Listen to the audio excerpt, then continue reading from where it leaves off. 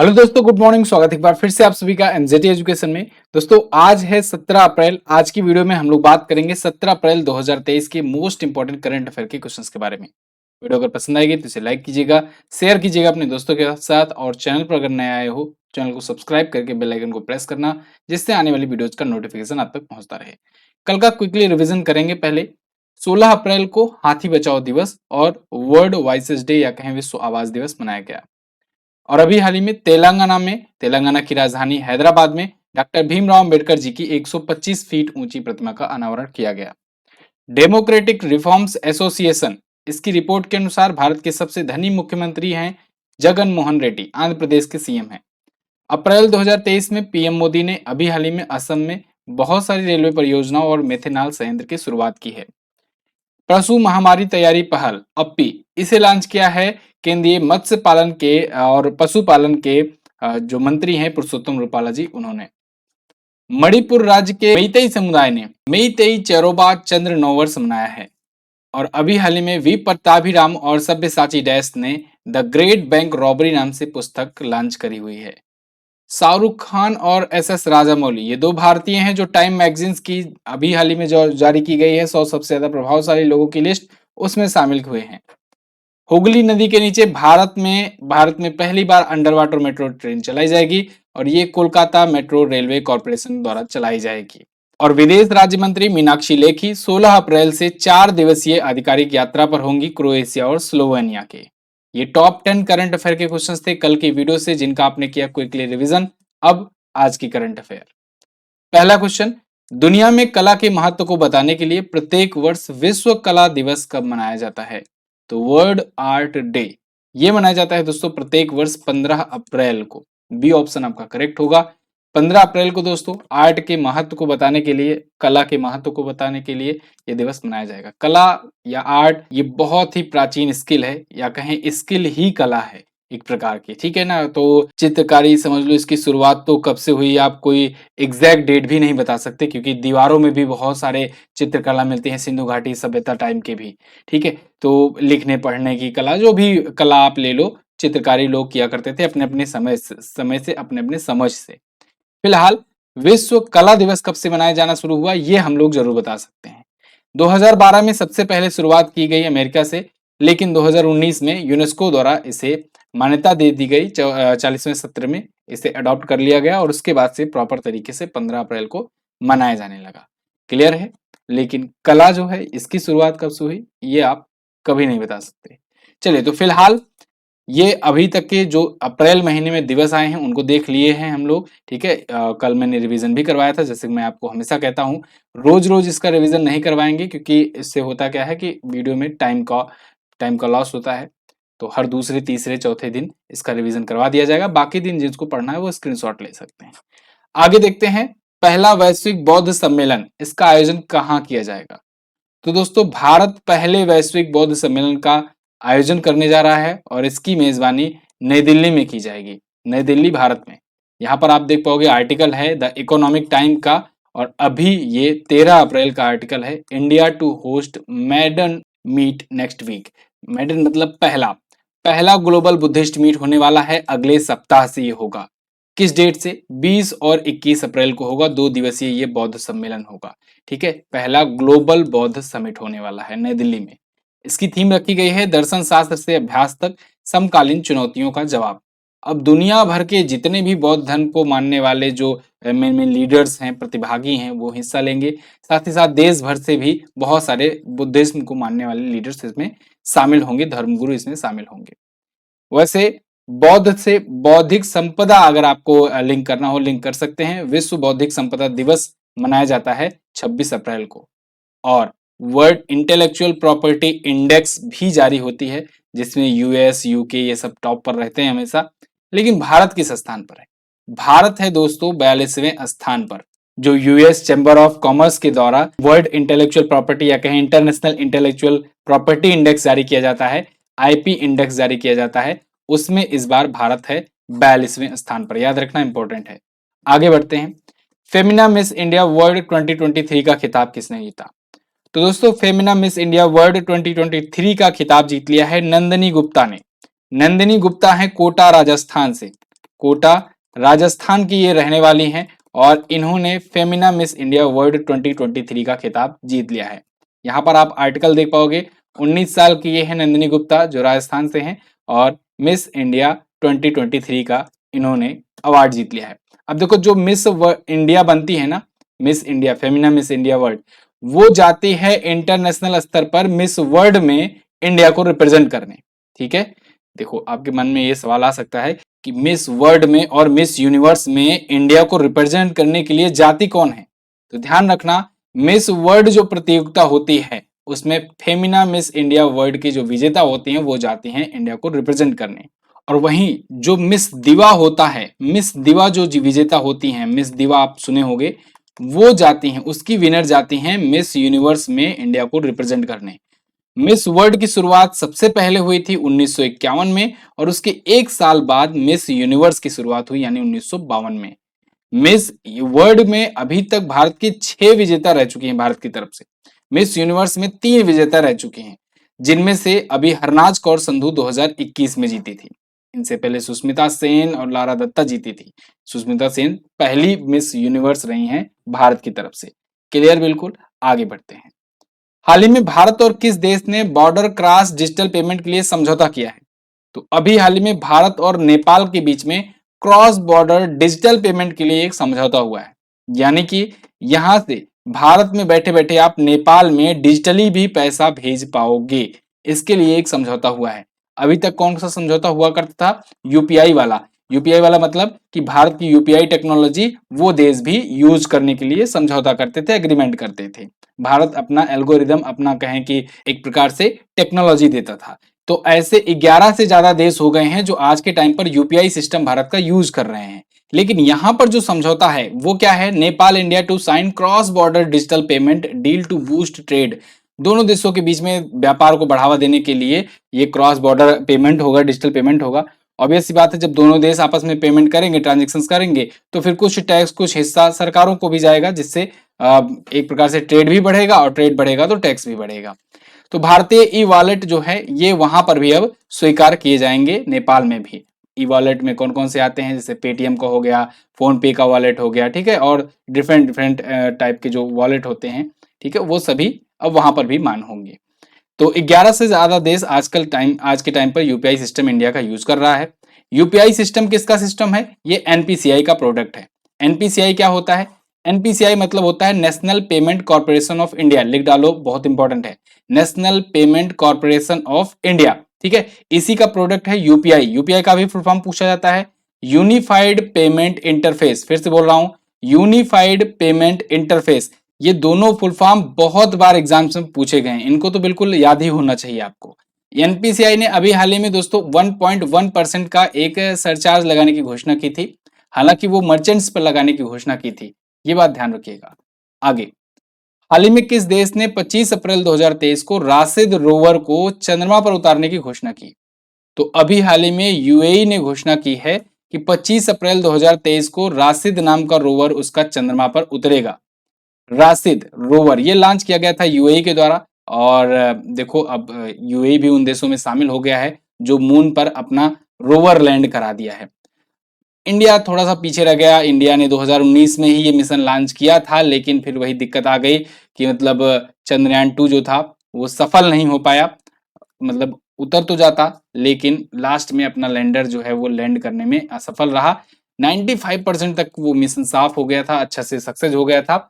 और अभी भी उसका ऑर्बिटर काम कर रहा है, जिसने अभी सोडियम भी खोजा था, याद होगा आपको। सोडियम की प्रचुर मात्रा का पता लगाया था चंद्रमा पर।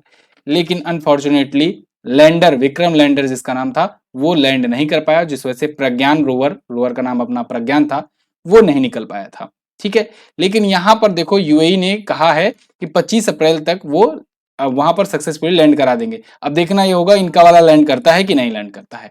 ठीक है, चलिए तो फिलहाल और थोड़ा सा हिंदी में भी जानकारी ले लो। ये हकूटो आर मिशन है इनका, और इसके तहत ये राशिद नाम का रोवर उतार रहे हैं। इन्होंने अभी कहा है कि राशिद रोवर जो है ये पेरिल्यून से लगभग 100 किलोमीटर और एपोल्यून से लगभग 2300 किलोमीटर की दूरी पर परिक्रमा ये कर रहा है, अभी ऑर्बिट पर चक्कर लगा रहा है। अब आप सोचोगे ये पेरिल्यून और एपोल्यून क्या होता है, ये भी यहाँ पर लिखा गया है। चंद्रमा का जो निकटतम बिंदु होता है, जो सबसे करीबी वाला पॉइंट होता है, वो होता है पेरिलियन, और जो सबसे दूर वाला जो पॉइंट होता है उसे कहते हैं एपोलियन। अब देखो, मान लो ये है चंद्रमा, ठीक है, मान लिया ये है चंद्रमा। अब इसके चक्कर लगा रहा है कोई, इनका इनका कोई भी रोवर है मान लो, ठीक है, ये ऐसे चक्कर लगा रहा है, चक्कर लगा रहा है, तो इसका जो करीबी वाला पॉइंट होगा, मान लीजिए ये वाला पॉइंट जो है ये करीबी वाला पॉइंट है, तो जो सबसे करीबी वाला पॉइंट है ये कहा जाएगा पेरिलियन, और जो सबसे दूर वाला पॉइंट है, मान लीजिए ये कोई दूर वाला पॉइंट है, तो दूर वाला पॉइंट जो है ये 3200 किलोमीटर की दूरी पर, 2300 किलोमीटर की दूरी पर है, ये कहा जाएगा एपोलियन। ठीक है ना, समझ में आ रहा है आपको? आगे बढ़ते हैं।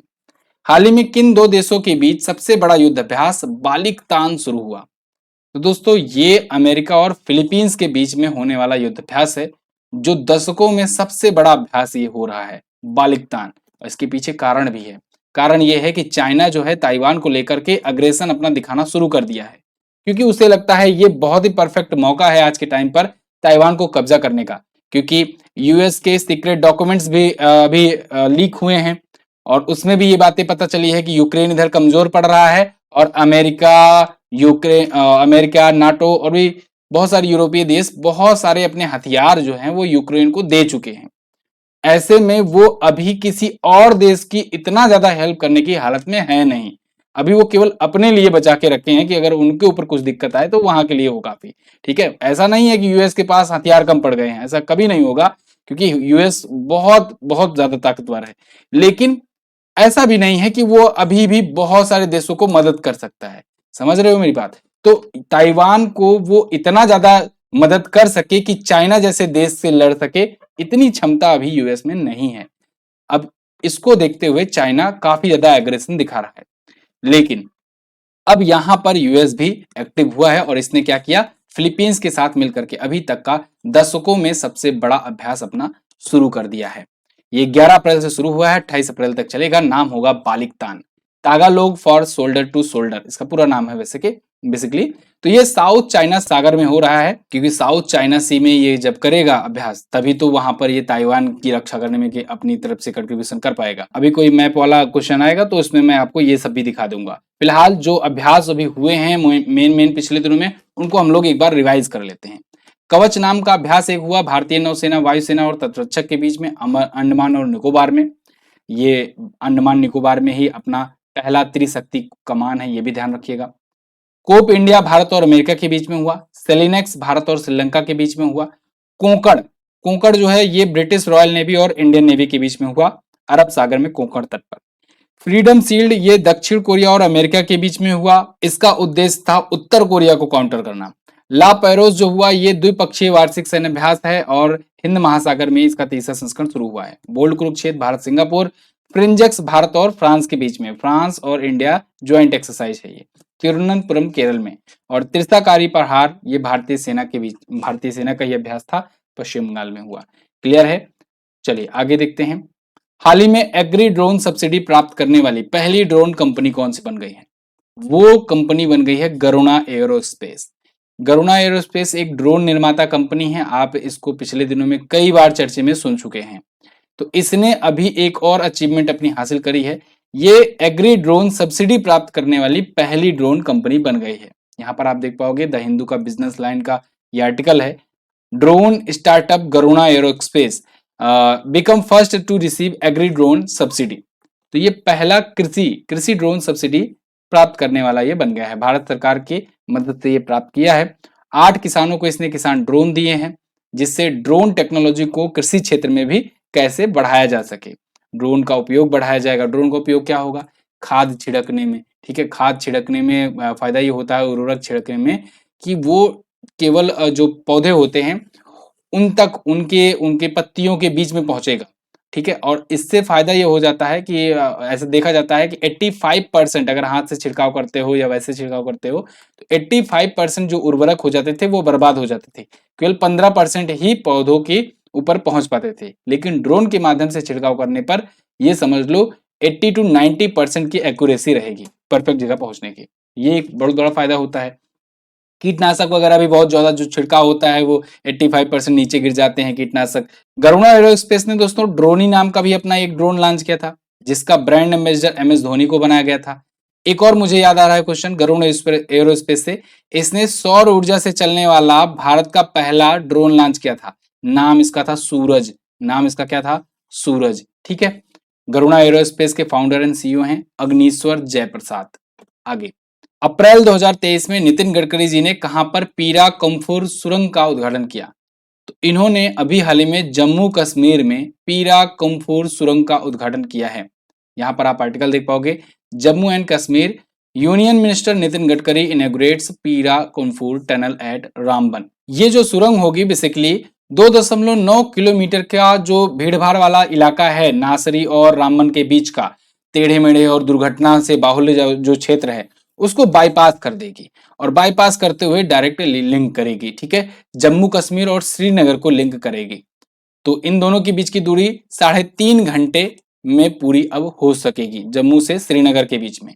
ठीक है, अगला क्वेश्चन, हाल ही में जर्मनी ने कितने परमाणु संयंत्रों को बंद करने की घोषणा की है? तो जर्मनी जो है ये अपने जो बचे खुचे 3 परमाणु संयंत्र बचे थे इसके, उनको भी बंद करने की घोषणा कर दिया है। Germany last 3 nuclear power station to shut this weekend. देखो ये इसी हफ्ते में बंद करने की घोषणा कर चुका है। 2003 से ये 16 रिएक्टर अपने बंद कर दिया है। 1997 में अगर इसकी बात की जाए तो न्यूक्लियर जो संयंत्र हुआ करते थे, इसके न्यूक्लियर पावर प्लांट हुआ करते थे, उससे पूरी जर्मनी की 30.8% ऊर्जा निकला करती थी, यूज किया करती थी। लेकिन ये पिछले साल में देखा गया कि जर्मनी अब इन पर 6% ही केवल डिपेंड था और अब तो इसने जो लास्ट 3 रिएक्टर बचे हैं इनको भी बंद कर दिया, तो यानी अब इससे भी कम हो जाएगा।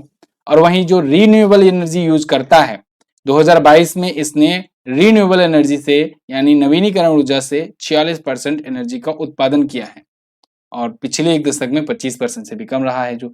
तो ये सभी कुछ डाटा हैं जिनको लेकर के मतलब ये देखा जा रहा है कि जर्मनी जो है वो अब न्यूक्लियर को इसको कम महत्वता दे रहा है और धीरे धीरे अब तो बंद ही कर दिया है न्यूक्लियर रिएक्टर अपने। हो सकता है और भी देश ऐसे ही देख करके आने वाले टाइम पर करें, क्योंकि ग्रीन एनर्जी की तरफ बहुत सारे देश तेजी से बढ़ रहे हैं। अच्छा, ग्रीन एनर्जी से ही एक पॉइंट मुझे याद आ रहा है, एक इसी का पड़ोसी देश है डेनमार्क।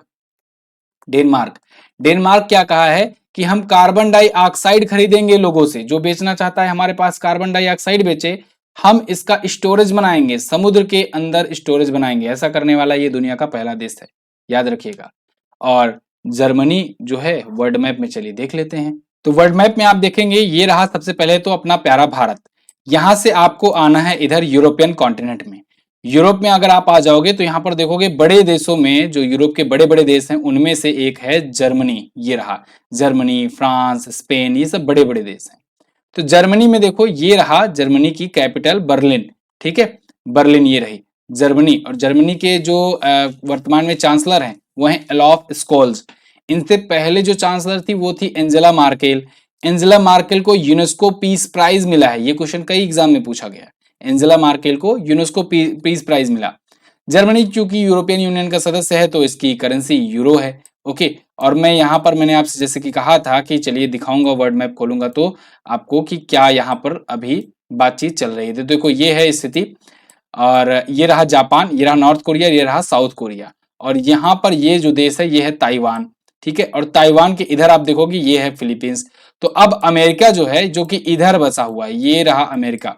अमेरिका यहां से आकर के इस साइड में फिलीपींस के साथ मिलकर के सैन्य अभ्यास कर रहा है। क्यों? जिससे वो ताइवान को यहां पर प्रोटेक्ट कर सके। ठीक है ना, किसके खिलाफ? चाइना के अग्रेसन के खिलाफ। ओके, चलिए अगला क्वेश्चन देखते हैं। अगला है, हाल ही में किसानों को आसानी से ऋण प्राप्त करने में मदद के लिए फसल कंपनी ने किस बैंक के साथ समझौता किया? तो दोस्तों अभी फसल नाम की एक कंपनी है जो कि टेक्नोलॉजी बेस्ड एक एग्रीकल्चर कंपनी है। ये एसबीआई के साथ, एसबीआई यानी कि भारत सरकार की सबसे बड़ी bank, state bank of India, इसके साथ एक समझौता किया है जिससे ये आसानी से लोन प्रोवाइड कर सके। किसको? फार्मर्स को, किसानों को लोन प्रोवाइड कर सके। यहाँ पर द इकोनॉमिक टाइम्स का सेम आर्टिकल आप देख पाओगे, सेम चीजें लिखी हुई हैं। तो इसका उद्देश्य यही है कि किसानों तक पूंजी जो है, कैपिटल जो है वो आसानी से पहुंच सके। यही उद्देश्य से ये जो फसल कंपनी है इसने एसबीआई के साथ समझौता किया हुआ है। क्लियर है?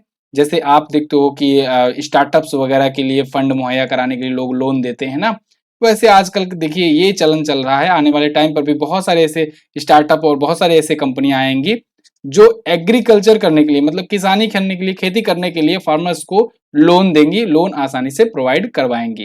क्लियर? तो फिलहाल ये तो थे हमारे आज के दिन के टॉप 10 करंट अफेयर के क्वेश्चंस। आई होप आपको वीडियो पसंद आई होगी, इन्फॉर्मेटिव लगी होगी। अगर वीडियो पसंद आई है तो एक लाइक जरूर कर देना। चैनल पर अगर नया है चैनल को सब्सक्राइब करके बेल आइकन को प्रेस कर देना ऐसे ही क्वालिटी कंटेंट पाने के लिए। और एसएससी सीजीएल का जीएस सफलता बैच ये 499 में आज के टाइम पर है, लेकिन 20 तारीख तक ही एडमिशन है। 20 अप्रैल के पहले पहले अगर आप एंट्री लेना चाहते हो तो ले सकते हो, वरना एडमिशन क्लोज कर दिया जाएगा, क्योंकि फिर उसके बाद आपका कोर्स ज्वाइन करने का कोई मतलब भी नहीं रहेगा। समय उतना बचा नहीं हुआ है, मात्र 3 सवा 3 महीने का टाइम बचा हुआ है इस एग्जाम को लेकर के। फिलहाल लास्ट डे के क्वेश्चंस की बात करेंगे। कल मैंने आपसे पूछा था डॉक्टर भीमराव अंबेडकर जी की मरणोपरांत भारत के सर्वोच्च नागरिक सम्मान भारत रत्न से कब सम्मानित किया गया? तो 1990 में। सबसे आपराधिक देशों के लिस्ट में 2023 में पहले स्थान पर है वेनेजुएला। ठीक है, और आज आपको क्या बताना है? आज आपको बताना है असम का राष्ट्रीय पशु एक सींग वाला गैंडा जो है, असम का जो राजकीय पशु है, सॉरी राजकीय पशु यहाँ पर कीजिएगा। ठीक है, असम राज्य है, राजकीय पशु इसका जो एक सींग वाला गैंडा है, ये सबसे ज्यादा कहां पर पाया जाता है? दूसरा, विश्व शेर दिवस कब मनाया जाता है? ठीक है, दोनों क्वेश्चंस के बारे में आपको जो भी पता होगा डिटेल में जरूर आंसर करना। इसकी क्विज पीडीएफ वगैरह सब फ्री में प्रोवाइड की जाती है, तो जाओ आप यहाँ से डाउनलोड कर लिया करो। फ्री में वीकली क्विज, फ्री में मंथली क्विज, फ्री में डेली क्विज भी प्रोवाइड की जाती है। हमारी ई बुक्स आप यहाँ से ले सकते हैं और हमारे वीडियो कोर्सेज आप यहाँ से ले सकते हैं, ज्वाइन हो सकते हैं उसमें। बहुत बहुत धन्यवाद आप सभी का यहाँ तक वीडियो देखने के लिए। मिलेंगे अगली वीडियो में, तब तक के लिए नमस्कार, जय हिंद, वंदे मातरम।